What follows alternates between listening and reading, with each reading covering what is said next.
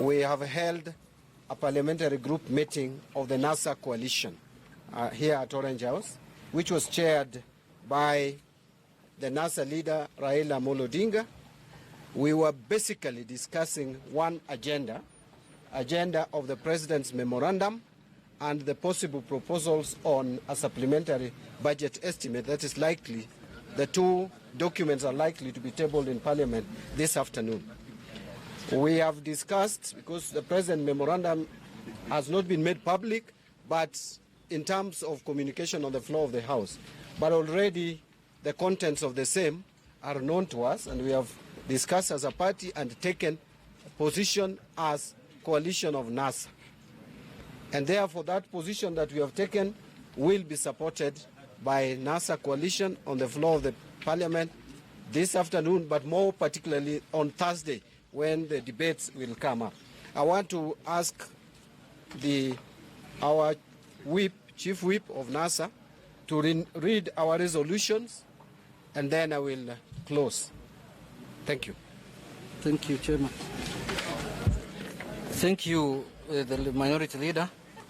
This is the statement by the NASA Parliamentary Group on taxation measures. The Parliamentary Group of the National Super Alliance meeting today, under the chairmanship of Party Leader Right Honorable Raila Odinga, resolved as follows. 1. That NASA recognizes and appreciates the precarious situation the country is in with regard to meeting its development needs through the budget. 2.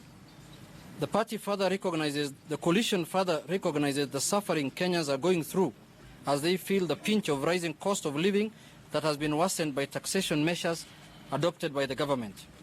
3.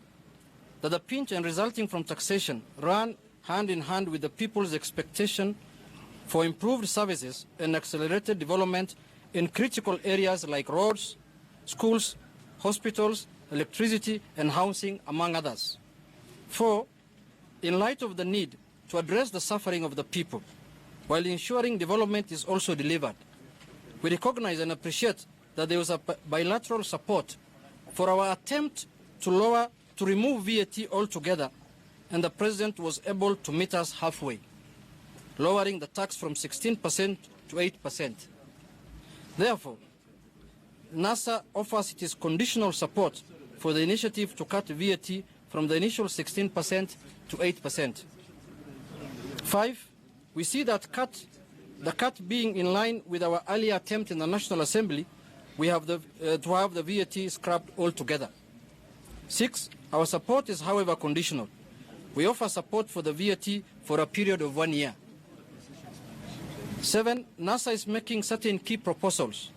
If the government makes a genuine effort to implement those proposals, we will agree to sit down and negotiate the extension of VAT for another year if that will still be necessary. 8. NASA believes that if these proposals are implemented, there will be no need for extension of VAT beyond 1 year. 9. However, if nothing is done on these proposals, NASA will remove a motion in the next budget to scrap VAT on fuel entirely like it did this time. Our proposals are as follows. 1. During this 1 year, we would like to see genuine austerity measures across the board. These austerity measures must include A. Elimination of extravagance. All public expenditure should be economical and be sensitive about the harsh financial times. We don't want to hear of people traveling first class on public funds because of medical conditions. B. Elimination of waste. We must now make a genuine attempt at eliminating waste in government. There are too many practices and purchases that are wasteful because they are necessary or duplicative and often simply egoistic. We want to see families across the country. We want to see the government live within its means. The government has to do what Kenyan families across the country are doing, which is to cut what we can't afford. For instance, the current situation where virtually every cabinet secretary and senior officers of the state travels in fuel guzzlers, complete with chase cars and lead cars, is not sustainable and is not in tune with the economic situation the country is in. It must end with immediate effect and help the country save money. Completion of parastatal reforms. The government committed to reform parastatals by eliminating unnecessary ones and merging others. This should be completed as soon as possible. The government must tame its appetite for big borrowing. We are borrowing far too much at very oppressive terms. We must freeze any further borrowing, take stock of what we are, how sustainable the current borrowing is, and resume borrowing on a more sustainable premise. The government must also tame its ambition of infrastructural projects. There are too many projects being launched left, right, and center. We need to have less on these projects and come up with more social welfare projects that affect the people more directly in their lives. We need the government to unveil a clear plan that will lead to new jobs for the unemployed and cut taxes for small businesses. As a coalition, we will support such a plan when brought to Parliament.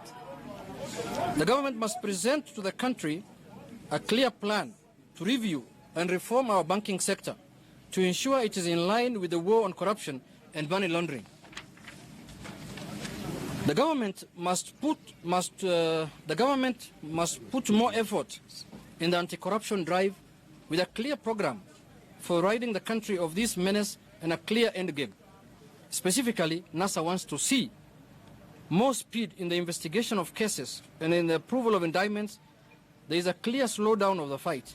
We want to see it multiplied tenfold. Prosecution needs to begin, and we expect that there will be convictions. We recommend the creation of a special anti-corruption court, or enhance it if it is there, to deal with the corruption with the same vigor manifested by the DPP and the DCI. Those courts should preferably operate round the clock.